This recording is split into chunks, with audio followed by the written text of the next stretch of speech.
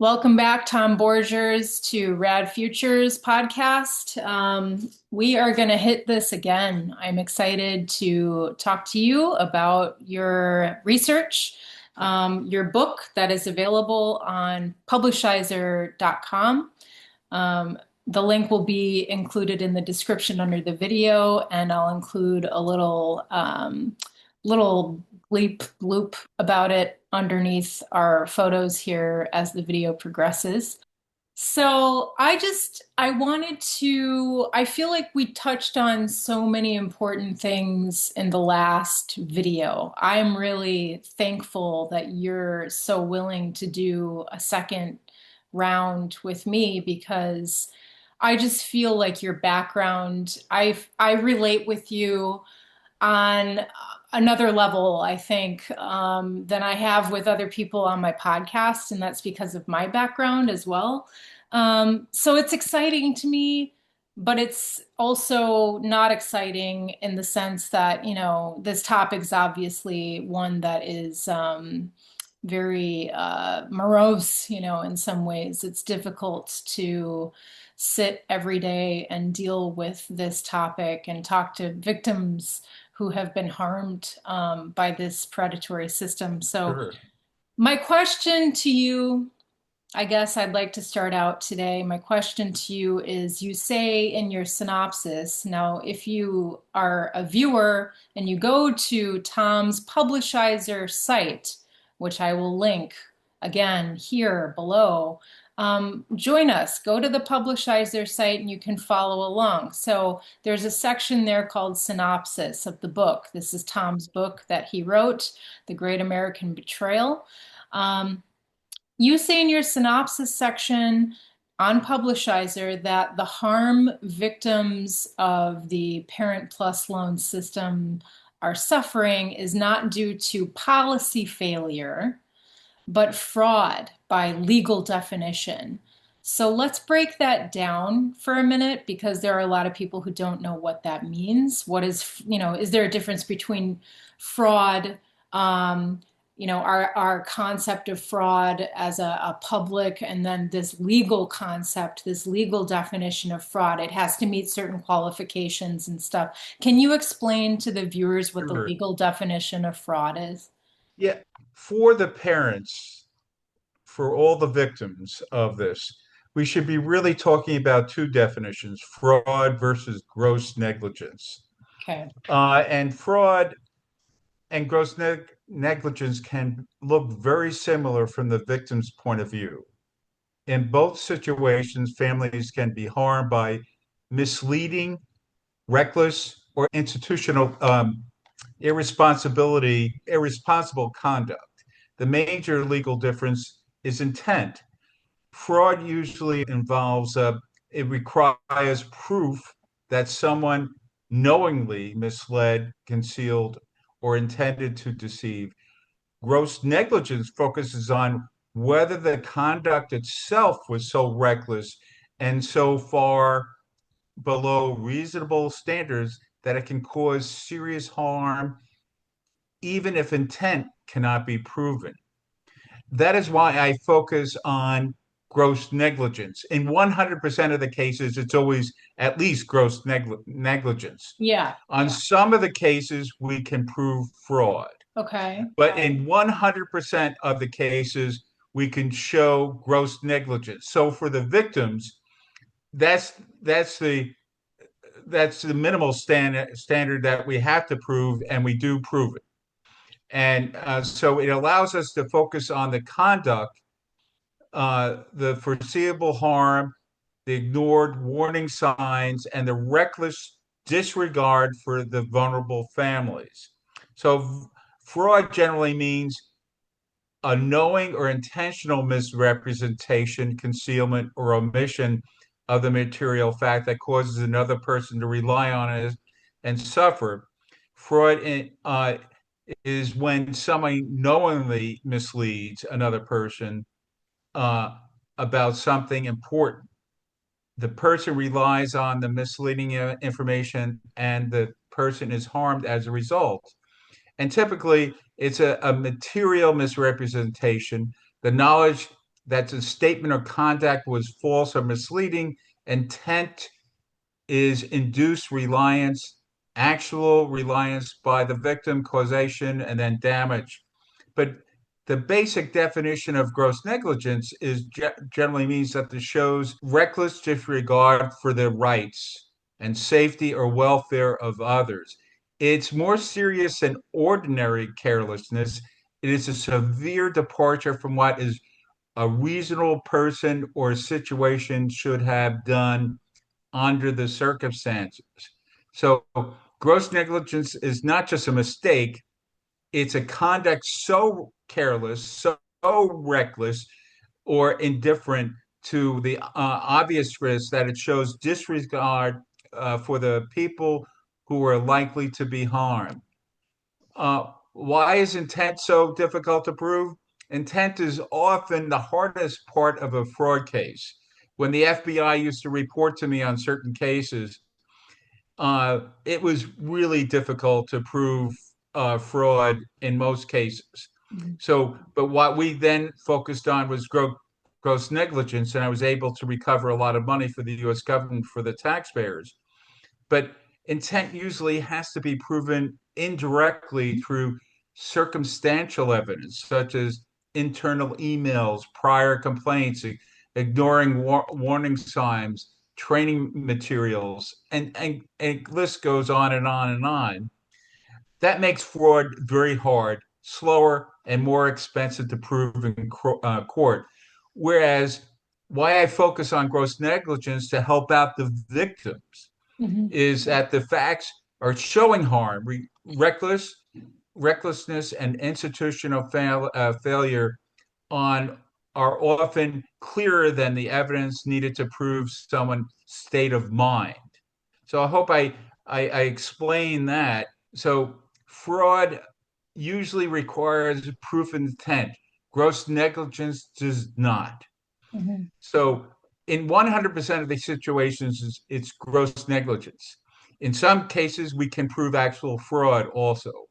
So the most important thing is because with gross negligence, as long as we could show that it's reckless, carelessness, and indifferent to the obvious harm to the victim, that's all we have to prove. And Mhm. that's what my book proves in 100% of the cases.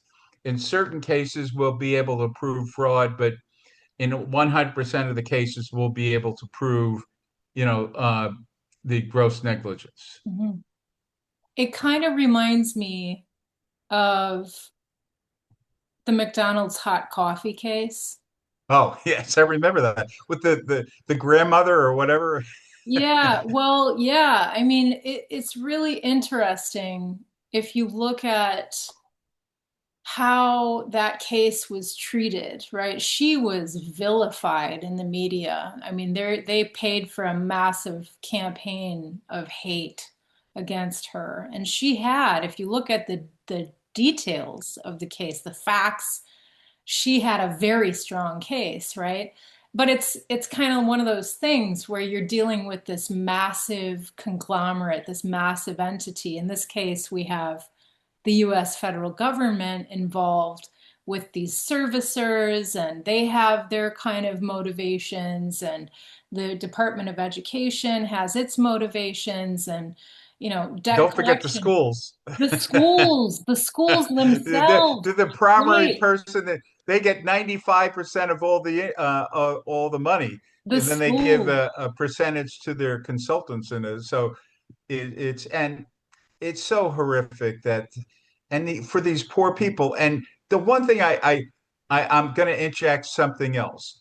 When the first day that they press the button and the schools get their money, the parents are charged somewhere to between 14 and 15% interest because that includes our origination fee. Imagine a 15%, even on even in these high interest rates right now where mortgages, it's 6 or 7%, right? Yeah, But these poor people that make less than a lot of them less than $30,000 a year right. for the first year, the second year, the third year, the Yeah. fourth year for their kids.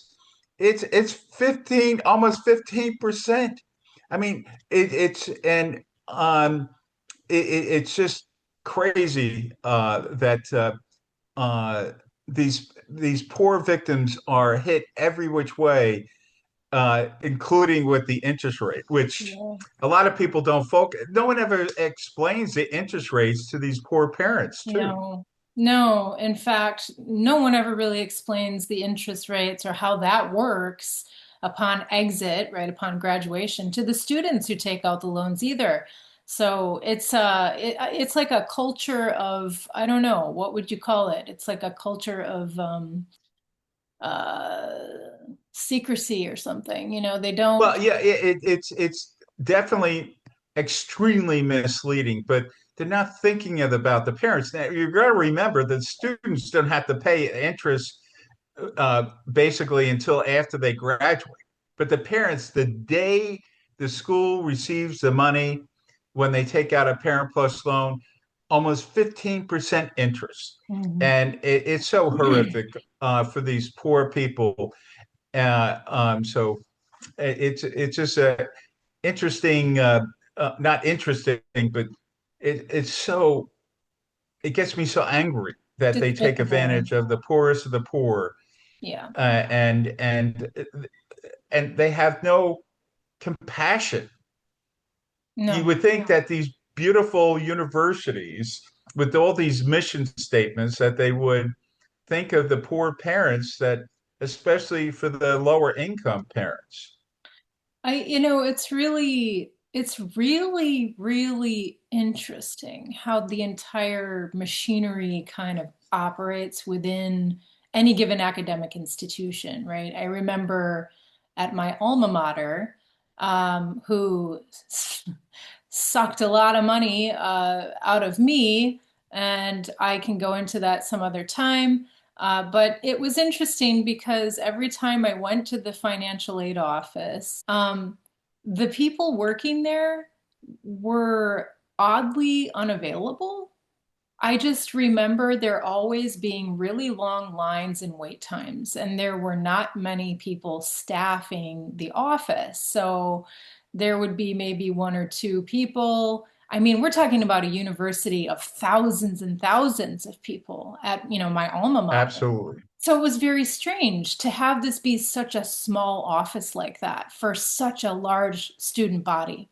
And I remember sitting down in the office with one of the people who was talking, who was, I guess, what was it, a financial aid representative for the school. And this girl was like, she couldn't have been more than like 5 years older than me, maybe.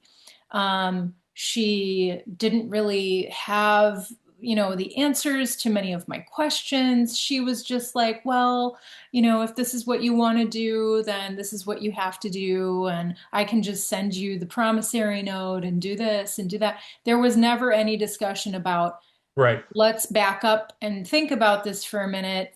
Is this really what you want to do? Because here's what it's going to look like. There was never any sort of um, caution, I guess. There was never any real counseling, I guess, offered, which I didn't think of anything of it then, but now in retrospect, it's just like, this is strange, right? Oh, Uh, absolutely. And but when you don't get the one-on-one, but when they do the parent orientation, they're so coercive in convincing the parents to take out these loans, regardless of whether or not the parent has the capacity to pay them back, or has any adverse credit. But we can get into that more with these other areas that you want to discuss. yeah, okay. Thank you for mentioning that. I do have a couple other questions. So my second question for you today is you mentioned policy failure in your synopsis, and you said, it's not really an issue of policy failure. It's more, fraud, um, kind of by design, the legal definition of fraud. So, have you heard people saying that this is all due to bad policy failure? The implication being that the policy was written well, but certain conditions maybe weren't taken into account or something. Because I feel like that's kind of the go-to excuse for anything that the government signs off on that doesn't work, right? It's kind of, I don't know, it's like it's their way of pointing the finger. So do you think it's a scapegoat to say, oh, it's policy failure? Or do you think that there's something to be said for poorly written policy? Or do you think the failure of the system is part of the intentionality and the design, the fraud by design? Was it designed to fail with certain parties knowing that failure would translate into profits? Well, I don't believe that it was just a bad policy. Hmm. Bad policy is when a program is poorly designed, but people are still trying to administer it responsibly. What I have found in the Parent Plus is much more serious. The system gave large federal loans to some of the poorest and most financially fragile parents in the country with almost none of the protections that exist in ordinary lending. If you're a wealthy borrower who applies for a mortgage back loan by Fannie or Freddie, the lenders ask extensive questions about income, debt, adverse credit, repayment ability, assets, employment, financial condition. If someone applies for an SBA loan, there also is serious review of your repayment ability, the borrower's strength, business conditions, guarantees, collateral, and risk. That is because responsible lending is built around the five C's of credit: character, capacity, capital, collateral, and conditions. The principle are basic banking. And I've been a banker since I was 17. And I spent 21 years at JPMorgan and eventually became a head of real estate lending and so on. Yeah. They ask whether or not the borrower has the history of repayment, whether or not the borrower has the ability to repay, whether or not the borrower has a financial cushion, whether there is collateral, and whether the loan makes sense under the circumstances. Mhm. The most important of those factors is capacity. Can a borrower actually repay the loan? This is a question Parent Plus largely ignores. The program does not meaningfully ask whether or not the lower income parent can afford the debt. It does not seriously evaluate the income, debt to income ratio, family obligations, medical expenses, retirement status, financial reserves, or whatever the loan will destroy the parent's financial future. Yeah. That is the heart of the problem. Parent Plus does not operate like a normal, responsible lending. It does not give the poor parents the protections that the wealthy mortgage borrowers, business borrowers, and ordinary bank customers often get. It simply uses a narrow adverse credit screen and then allows financial fragile parents take on these massive major federal debt. Mhm. They also do not put a clear warning on top of the FAFSA. It and it should say if you have adverse credit or cannot afford this loan, do not apply for this Parent Plus loan.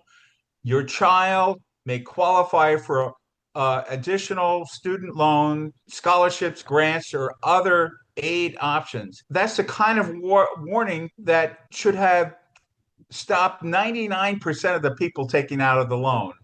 And also, the master promissory note does not even explain to the parents what adverse credit actually means. Right. They do not stop the parent and say, do not sign this promissory note if you have adverse credit or cannot realistically repay this debt. And why don't they? That's the central question. If the government of schools truly wanted to protect the parents, the warning would have appeared before the parents signed anything. It Mhm. would have been in plain English. It would have been direct. It would have explained the consequences. Instead, the system allowed the most fragile families that we have in our country to move forward with schools that receive all the money, and the parent has to carry this large debt. So if the government truly wanted to help lower income families send their kids to school, the answer should have been not to load these poor parents with these large federal debts that they cannot repay. The answer would have been for large grant money or need-based scholarships, Yeah. clearer school accountability, and more direct support for the students. Parents should not be forced into a parent plus debt as a substitute for real affordability. So when people say that this is a bad policy, I disagree. This is a lending system that abandoned the basic principles of responsible credit. It ignored capacity. It minimized the warning signs. It failed to protect the most vulnerable borrowers. It created foreseeable harm. The institutions that benefited were not the parents. The schools got paid. The consultants got paid. The Yeah. contractors and services got paid. The federal loan machinery kept moving, but the parents were left carrying the damage.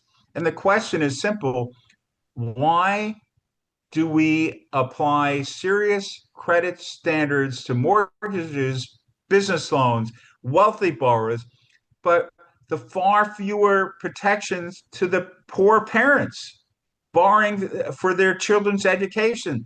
That tells me this is not an accident. It was a system designed, tolerated, and perpetuated in a way that placed institutional revenue ahead of these vulnerable families. And I already went through the 5 C's of credit. I can talk about this forever, but I think everyone knows that if you don't have the capacity to pay back a loan, a bank won't give it to you, or a mortgage company won't give it to you, or the SBA won't give it to you, or the U.S. Farmers lending system won't give it to you. And if you don't have a good character, meaning good credit, they should not be giving you these loans either. And that's because, you know, as I said, I think in my last interview, is that all the credit reporting, consumer credit reporting companies, Experian, Equifax, and TransUnion, do not collect the data for poor people. They do not follow rent. They do not follow medical bills. They do not follow, utility bills or payday loans or car payments. They follow everything for rich people. So how can the U.S. government make a decision using the facts for these credit reporting agencies? Right. And shouldn't the credit reporting agencies have told the U.S. government, "Hey, listen, U.S. government, do not use our information. If 40% of all the blacks who are taking out this loans make less than $30,000 because their type of credit is not reported Yeah. to us. And 20% of all the parents were making less than $30,000, and a lot of them were making less than 50,000. So and it's so outrageously bad that that this is not done to protect the victim in this case. It's just a money machine for the schools, the consultants, the credit agencies, and eventually the U.S. government will get, a huge payment, but most of the time the parents they go to their graves with this credit, and I, it's just so outrageously bad that I could go on and on and on about this, and it just drives me nuts that Um, I do not believe that Parent Plus loans can be dismissed as bad policy. Responsible lending is built around the five C's, and the most important one is capacity, and the borrower is, and can the borrower repay? And Parent Plus largely ignores that question for some of the poorest parents in the world, and their focus, and for the richest people, that's all they focus on is can you pay, do you have adverse credit, and so on. Hmm. So it's no serious ability to repay analysis, no clear a FASA warning, no clear promissory note warning, and no meaningful protection for parents who cannot afford the debt. That is just not just bad policy. That is reckless disregard for these vulnerable families. And I truly believe it's un-American. I believe it's un-American as well. And I have to say it again. How much can we really attribute to intentionality behind this design? Because if, like you said, right, they're not asking these poor parents or these poor students for that matter, who do sign up for their own loans when they're independent, they're not asking them the same questions. They're not checking all the same boxes. When you are rich and you're applying for a massive loan, they ask you, like you said, the whole rundown, all the multiple kind of questions that they get asked. And if they don't feel like they're sufficient, they'll turn them down. But the poor people, on the other hand, how can it not be intentional, right? There's some, there Oh, is, it is intentional. yeah, It's I believe because I was a regulator. I was not only a banker, I was a regulator, and yeah, I was not only a regulator, I was the senior investigator to Congress and the president to figure out what caused the financial crisis. And I can tell you, it was intentional because they knew by putting all this information in to stop a person from taking out a Parent Plus loan, their money machine would have stopped for these universities. yeah, So, but it would have been so simple. Just putting that one little thing at the top of the FAFSA. Do not apply for this loan if you have adverse credit or do not have the ability to pay for this. Your school will give you some additional scholarships, and your son or daughter can take out additional loans at a much lower interest rate, right, and or maybe with grants and as such, you might not have to pay anything, right? yeah, yeah. Yeah, it's really, it's so despicable. It makes me so angry because it's so unfair. It's so unfair. And it's, I mean, there's so much we could say. There's so many more things we could say about this one issue alone within it, you know? Um, but we have 8 minutes left.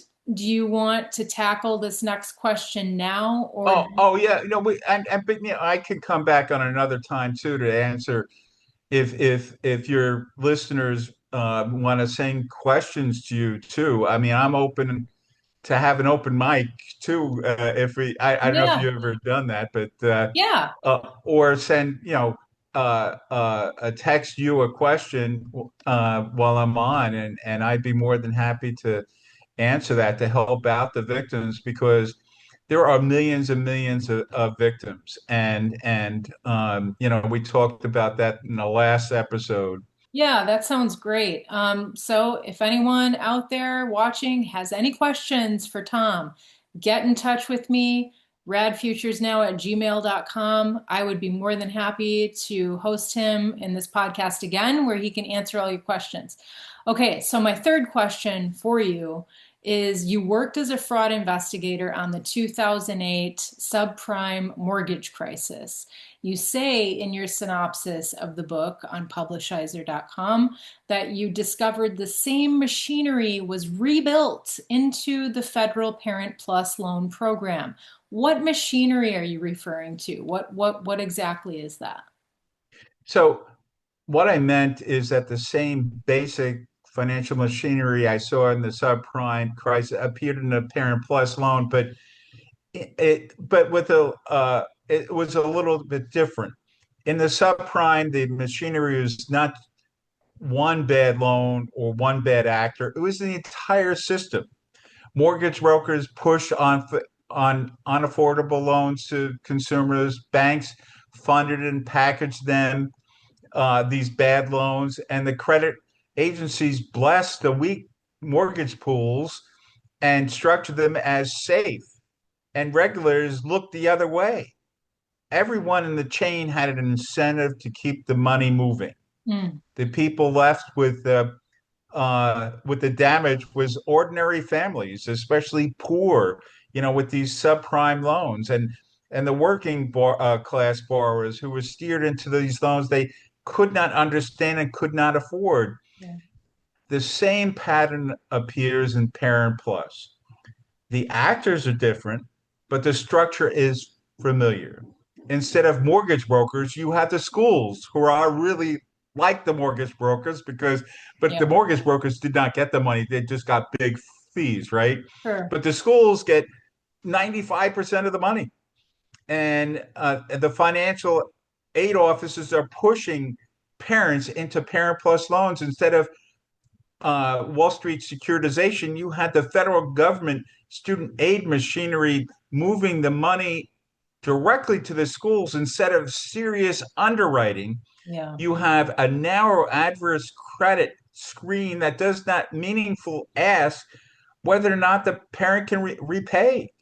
Instead of regulators stopping the abuse, the system keeps operating while the parents are left with the debt that can follow them into retirement. Yeah. In the mortgage crisis, poor and working class borrowers are often steered into these loans and did not understand and could not afford.